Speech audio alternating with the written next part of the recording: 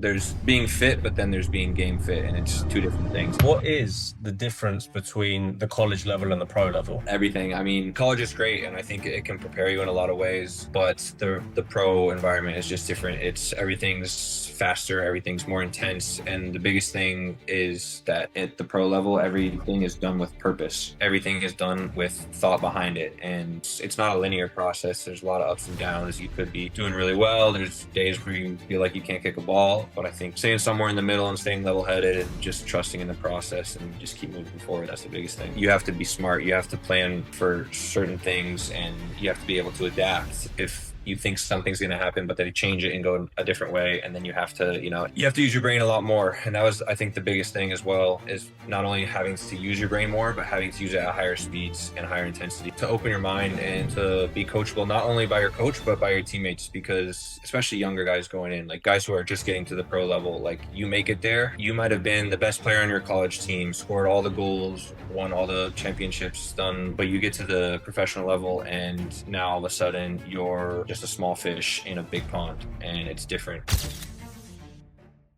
Hello, everyone, and welcome to the Select Generation podcast. Today is a really interesting episode. We've got Josh Bauer. So, Josh is currently playing for Nashville in the MLS, and he's got a bit of an unconventional story going directly to the MLS.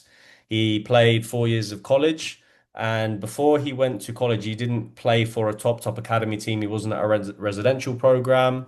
He was playing for a local club, his high school, and then eventually he's obviously been a mainstay in the UNH team, got drafted, and now he's a seasoned pro in the MLS. Also had a couple of appearances at some different USL clubs, and I'm excited to talk to Josh because I think he's got a good story that is inspiring for a lot of players, American players that maybe are not playing at a top academy team, still want to play Division One, still want to go professional. So yeah, Josh, first of all, thank you for being here. Appreciate your time. And secondly, what's your intro? What's your story? Who are you? For someone listening to this that sees you playing for Nashville, sees you in the MLS, where did you come from and how did you get there? Yeah, thanks for having me, first of all. Nice to see you again. It's been a minute.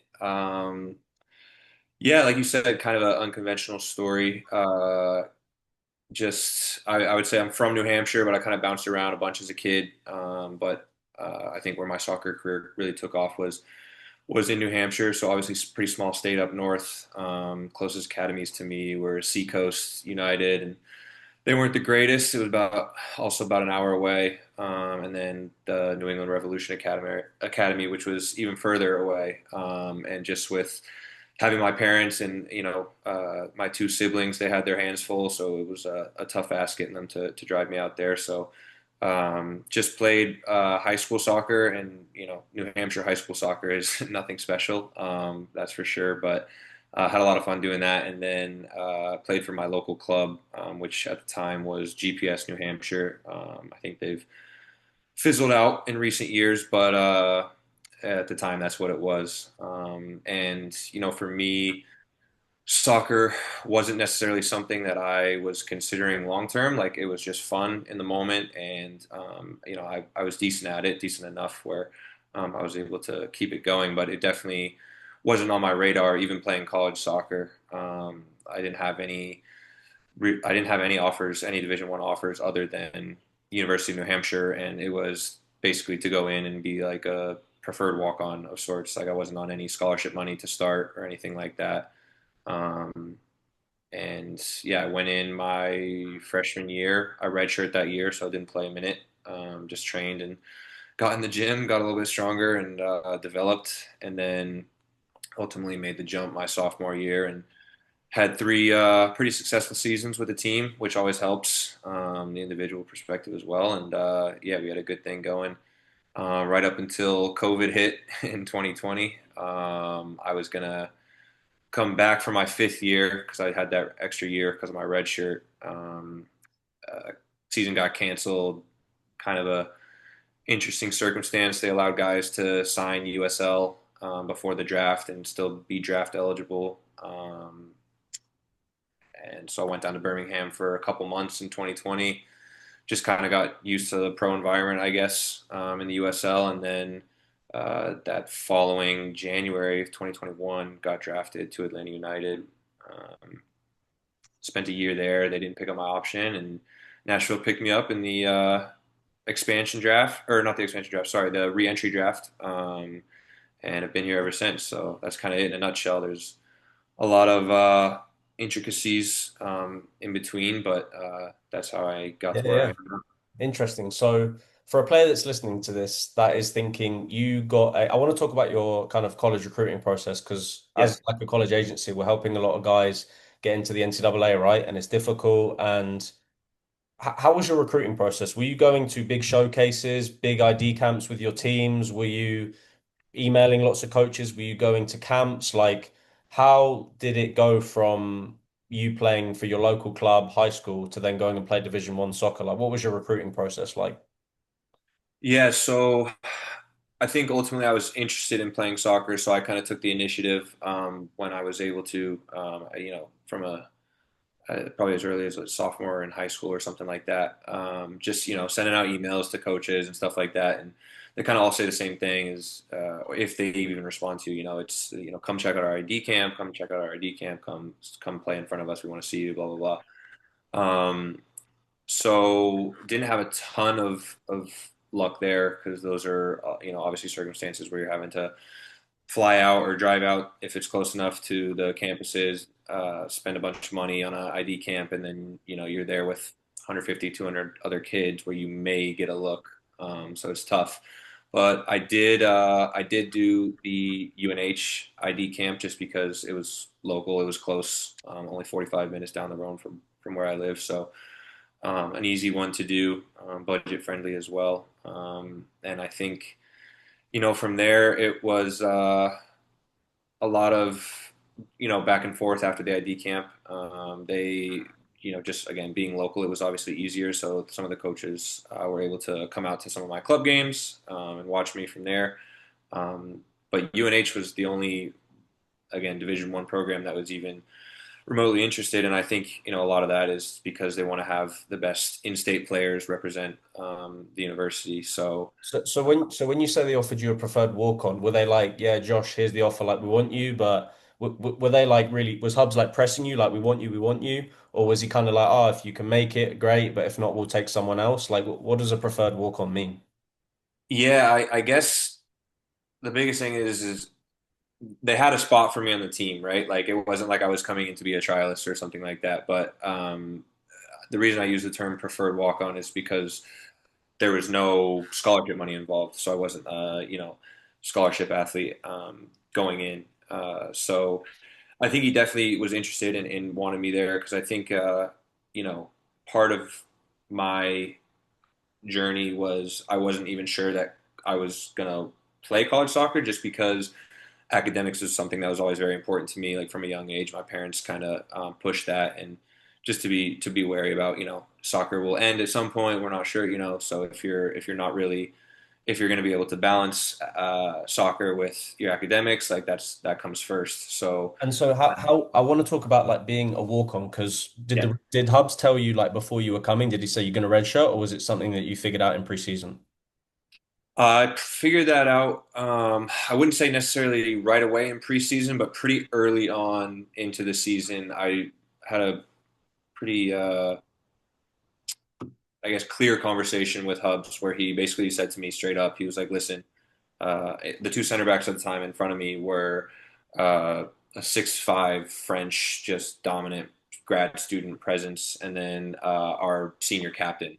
So he told me, he was like, listen, I can play you at the end of games when we're winning 3-0 and you can get those minutes, or you can sit out this first season, save that year of eligibility, focus fully on your development, and be a beast in your fifth year, three So years down the road. and So how was your mindset there? Because a lot of freshmen might be like, you know what, I want to prove myself, I want to prove him wrong. I'm going to go into challenge training, I'm going to smash people, and I'm going to like prove that I'm better than the grad student. But you kind of were like, okay, I understand. Listen to the coach, and then work hard in training and use the eligibility for maybe in the future. So how was your mindset? Were you like kind of took your foot off the gas in training? Were you still hungry? Like, how did you kind of take that news or that feedback and kind of use it to get better? I think for me, it was real easy because I had nothing to lose. I knew where I stood. If I hadn't had that conversation with the coach, then I would always be kind of in this in between and wondering, okay, am I going to play this game? Am I going to not? But as soon as I had that conversation with him, I was like, all right, that's great. Now I can just go all in, and I had nothing to lose. I could play free, which was a big part of it, and I could really focus in on all the little things that I needed to because I didn't have to worry about, performing each week in the games. So in So, training, I was doing extra work. In the gym, I was doing a lot of extra work. That was one of the biggest things for me was just putting on muscle and being ready to compete physically. But I didn't feel like I was behind the eight ball at all. Like I went in and I was ready to compete, and I enjoyed training and just trying to get better and get used to the level because it was definitely a step up from high school, obviously, and even my club. yeah, Uh, so I want to talk about that because there's a lot of like players that get recruited junior, senior year, and they're like, okay, I want to go in and be a starter freshman, and then they sit on the bench because college soccer is like men's football. You playing with grad students, older guys, transfer students.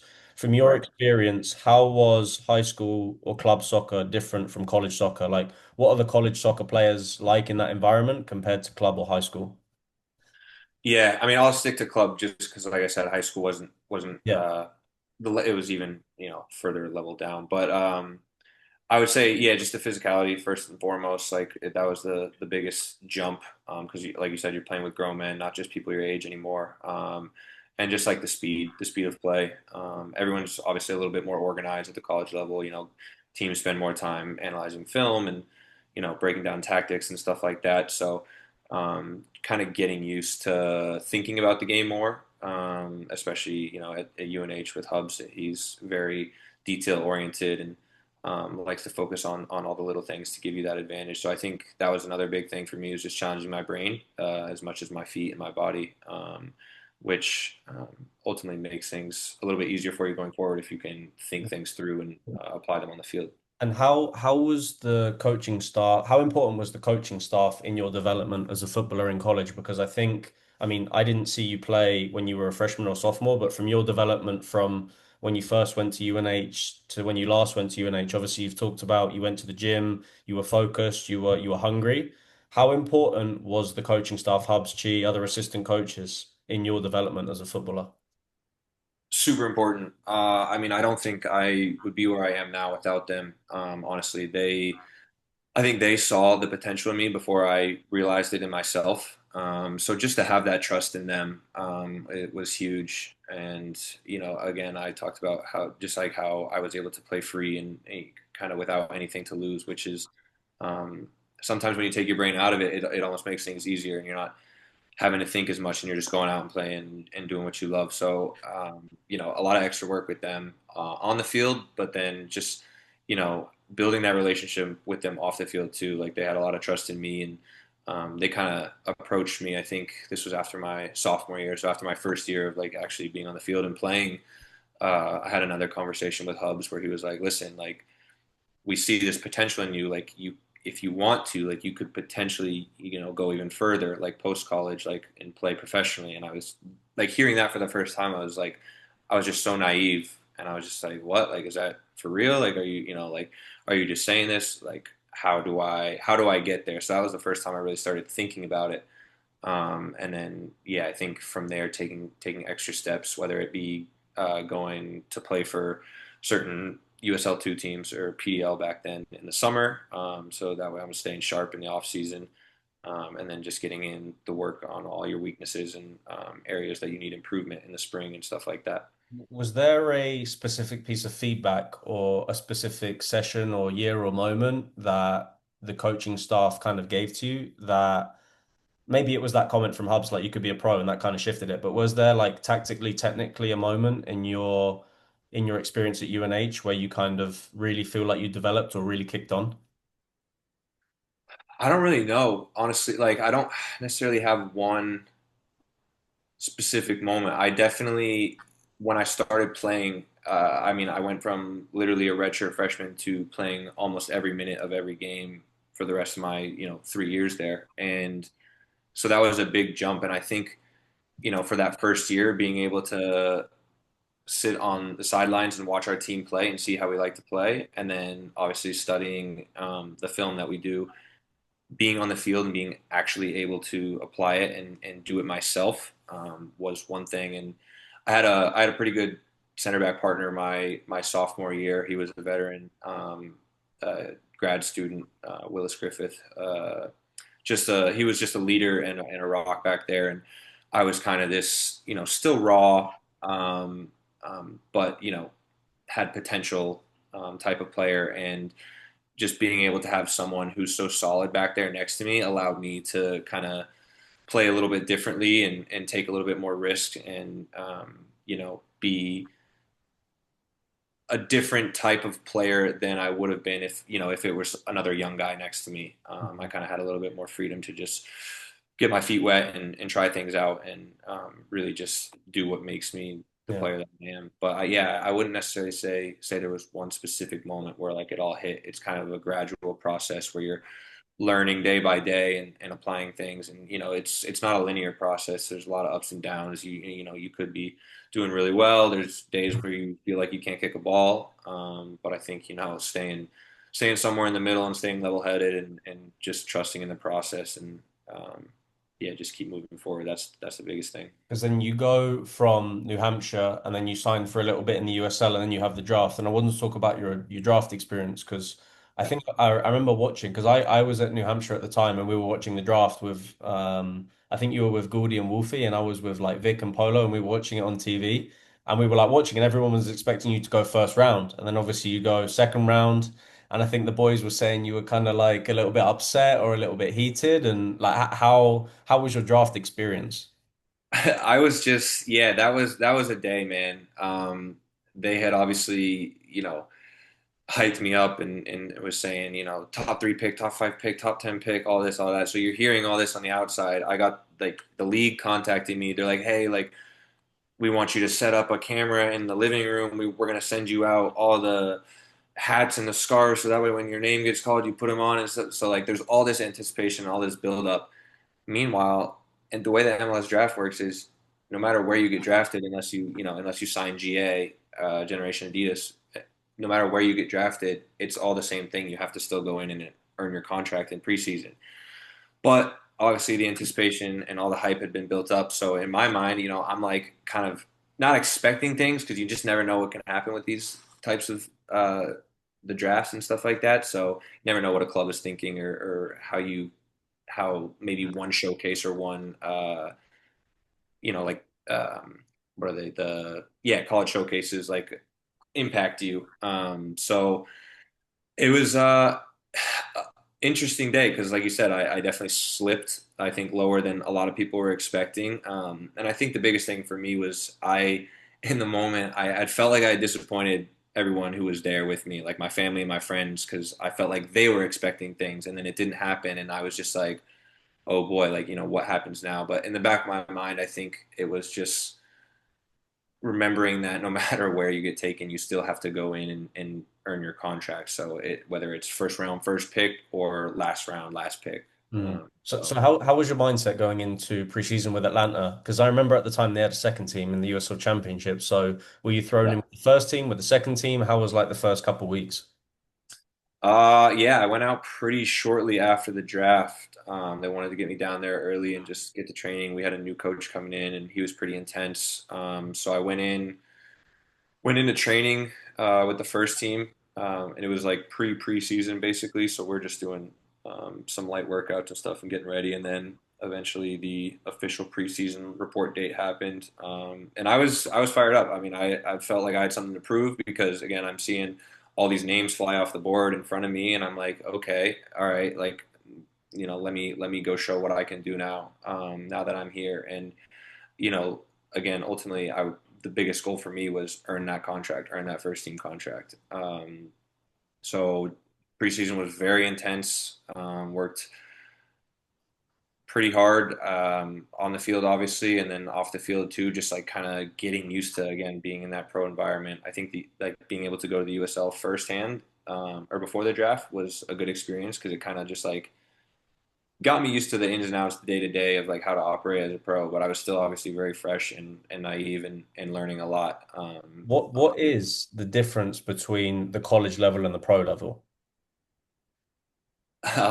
Everything. I mean, college is great, and I think it can prepare you in a lot of ways. But the pro environment is just different. It's everything's faster, everything's more intense, and the biggest thing is that at the pro level, everything is done with purpose. Everything is done with thought behind it, and you have to be smart. You have to plan, for certain things, and you have to be able to adapt. And if you think something's going to happen, but they change it and go a different way, and then you have to, it's just you have to use your brain a lot more. And that was, I think, the biggest thing as well, is not only having to use your brain more, but having to use it at higher speeds and higher intensities. It's just two, So, three notches up for sure. so let's say that you are where you are now, and you're telling Josh, who's just got drafted, just sent to Atlanta, giving him some advice on how to prep for preseason. What advice do you give to that player? I think first and foremost is going as fit as possible, because if you're fit, it's just going to help you in the long run. Preseason is very intense. Like I said, there's a lot of, I mean, depending on where you go, but that those are the times to get after it and to work. So a lot of coaches will kind of put guys through the gauntlet, and really get guys working. So the fitter you are, I think it just helps because you're able to think faster and stay better for longer, So, which so goes. did you go into preseason fit? Because if I'm thinking I'm going to preseason with a pro club, the first thing I'm going to do is get fit. So why are you giving that advice to yourself? Did you not prepare physically? Was it more than you expected, or why would you have told yourself to go in fit? I think I think it just it's not necessarily like I wouldn't say I wasn't fit. I definitely prepared ahead of time, and like I said, being down in Birmingham in USL, I was able to stay fit and stay playing through COVID, which I'm very grateful for. But no, I think it's just, again, it speaks to the intensity, and how just physically demanding everything is. So I think no matter how fit I went into it, I think You can just always it be fitter. step up. Yeah, you can always over prepare, and just, yeah, be really ready for that physical demand. And going to the pro level and being physical demand, right? Because you might tell me that if I'm going to a pro trial, I need to be physical. So all I do is go and run for a 5K. I do a beep test. I go to the gym and I do some bench press and bicep curls. But Right. like, what level of fitness are we talking? Like, what are the pros doing athletically, physically that I am not doing? Yeah, I mean, a lot of what we did in my rookie year in Atlanta was, like fitness with the ball. So I mean, it's obviously important to go to the gym and do that stuff, but ultimately, you got to be able to play. So we're doing like circuits and relays with the ball at like high intensity, and I think anyone can jog in a straight line for 20 minutes or whatever, but to be able to do all the things with change of direction, and having ball, chasing down balls, having balls at your feet, and moving through certain, game-like movements, I think is the most efficient way to train, because there's being fit, but then there's being game fit, and it's Yeah. two different things. And you can't simulate an 11v11 game, by yourself in training. So I think the more you can do game-like movements, again, change of direction, different speeds, different tempos, different rest intervals, all that stuff is important. And what about technically and tactically? Like you obviously played for Hubs, who did about 2 hours of video every single day, right? So tactically, Yeah, probably you were prepared, but yeah, going to like the pro level, obviously you're playing in a 10-month season. There's not any like roster players that are there paying full whack to go to a private school, there's only good players on the team. So technically and tactically, how is it at the pro level compared to the college level? yeah. I mean, technically, it's obviously a step up. I mean, you have some serious quality, with some of these guys, but ultimately, that's what's going to make you better. Is playing with those types of guys and playing at that type of speed and intensity, because you're either going to sink or swim. And tactically, I mean, yeah, we obviously did a lot of film at UNH, and that was always where we tried to have our advantage at the very least. But it's one thing to know your tactics for your college team that you've been with for the past 4 years, and then you get thrown into a pro environment. Could be playing a completely different system, with completely different tactics, so you kind of have to adapt and learn on the fly, because no matter what it is, chances are it's not going to be exactly similar to the what you just came from in college. And I want to ask because, for example, there's a lot of players at Nashville. Well, I think there's a few players at Nashville who came through the college system, like yourself, right? So they've been brought up high school academy, college soccer, and then they go to the MLS. But there's also a lot of players in the MLS who have been at a professional academy in Europe from the age that they were 6 until the first team, right? So you are competing against guys with a completely different background that have been playing consistently at a pro level for 10 more years than yourself. Do you see a difference between the players that have been always a pro their whole career and the players that have come through the college system?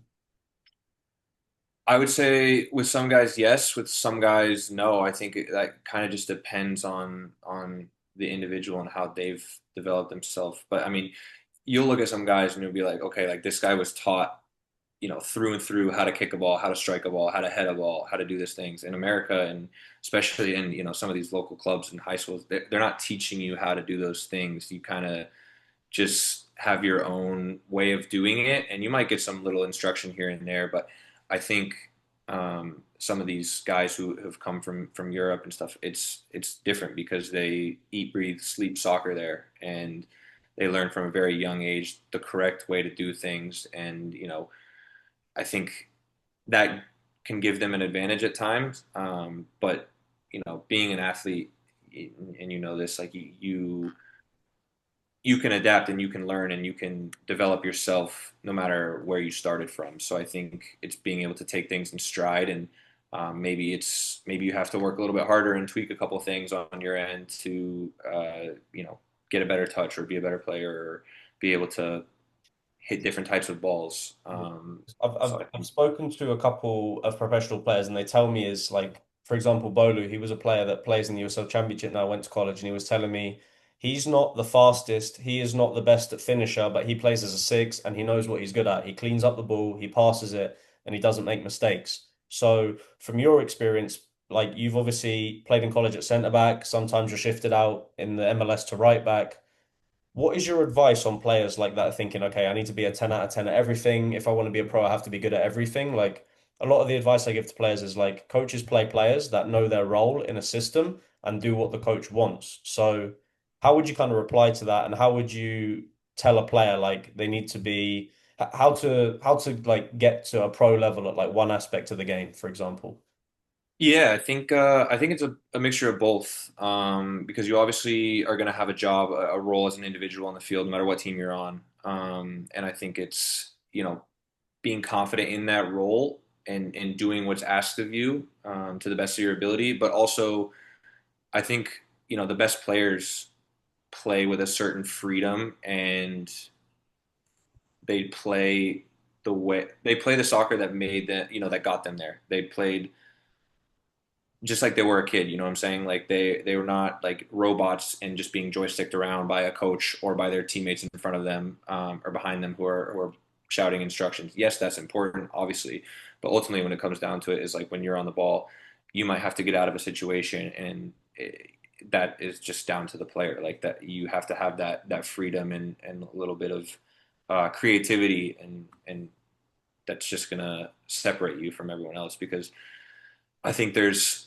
moments where you're gonna get on the ball, and tactically you're gonna have like roles. Okay, get the ball to this player. Okay, when he gets the ball, you need to shift out and or go high and wide, or you need to come low and narrow. So like obviously you need to play to your system to some ability, but you also have to have that freedom to be a soccer player.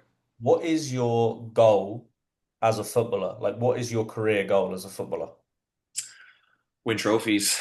I think this is the first year I would say in my pro career where I feel like we can really compete for a trophy this year, multiple trophies. We're in the semifinal for the Open Cup right now, and we're in a tight race for the Supporter Shield, and hoping to secure our spot in the playoffs and make a run at it here. So I think that's the biggest thing. I mean, just feeling the joy that you get from winning championships. I mean, we did it at UNH, and it's just one of the best feelings ever.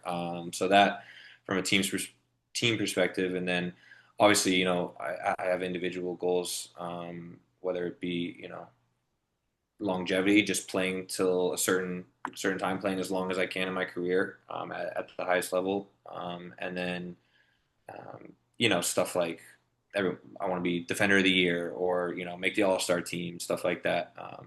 But a lot of that comes with team success, and I don't think you can look at those goals and just strive for those on a day-to-day basis because your day-to-day basis is so different. You're not going to make the all-star team in one day. You're not going to become the defender of the year in one day. You have to put in the work over a lot of days, over preseason, over the beginning of the season, and I think a lot of that is a little bit of luck too. You got to have the situation unfold for you, and I'm a firm believer that you create your own luck. But yeah, I think You have to be ready there's when the multiple opportunity ways to look comes. at it. Yeah, Yeah. of course. And then I've got a couple more questions, Josh, just before we end. And one of my questions for you is I've been speaking to a lot of pro players, right? And you see, if you're a pro footballer, people think, on Instagram, you have the nicest car, the nicest watch, you go out for nice dinners all the time, go on nice holidays, you have all these girls in your DMs, right? But there's also a side of football as a pro footballer that's quite a lonely side. And I want to talk to you about for players pursuing that want to be a pro footballer, what are some of the negatives of being a professional footballer that no one talks about? Yeah, I think the mental side of the game is overlooked a lot. Because like you said, a lot of people just think, you're playing professionally. Like you said, you have all these shiny, flashy things in front of you. First of all, it's not the case in the MLS for a lot of guys. We're not on NBA money here or NFL money here. It's a little more humble. We're growing, and it's financially the game is going in the right place here in the U.S. But no, the mental side of things, because like you said, uh, there's a lot of ups and downs. Things aren't linear, so you're gonna have spells and moments where you feel like you're doing everything right and you're on top of the world and you're can't do anything wrong. And then, like I said, there's moments where you feel like, wow, like can I kick a ball straight? Like what is going on? And it's easy in those moments to get in your head and start to overthink and second guess things, but ultimately you just have to stay level and remember that you've been doing this since you were a kid, and it's not put so much pressure on yourself because ultimately you can have one bad day, but the next day is a new day. You gotta keep moving forward. Can't rest on your laurels and can't allow previous what happened 2 games ago to affect you in your game at the weekend. You know what I'm saying? And then my last question is, what is the best piece of feedback what is the best piece of advice that you've ever received? And then what's your advice for a young footballer? Best piece of advice that I received. Um, I think it's just been you know, to open your mind and to be coachable not only by your coach but by your teammates because especially younger guys going in, like guys who are just getting to the pro level, like you make it there, you might have been the best player on your college team, scored all the goals, won all the championships, done, everything right, but you get to the professional level and now all of a sudden you're just a small fish in a big pond and it's different. You got to be able to uh, take criticism and take advice from other people. So just being able to learn and listen and not think. Don't be too proud or too closed off to receiving advice and to learning because there's always little things you can take from everyone, from guys. And I've been fortunate to be on this Nashville team with a lot of veterans and a lot of good leaders who are very selfless and that they have no problem sharing little tips and tricks and insights on the game, which have just taken that in stride and being able to apply that and use it is very helpful. And then what was the second one? Yeah, like the best piece of advice that Oh, you've ever received. yeah. Again, I think I keep talking about it, but just mentally, I think don't get too high on the highs and don't get too low on the lows. It's a very long process, and um, you know, for other people that are watching this, kids who are coming up and stuff, and or guys who are going through college right now, I think you touched on it earlier. There's a lot of different paths to get here. Everyone's path is different. Don't compare yourself to others.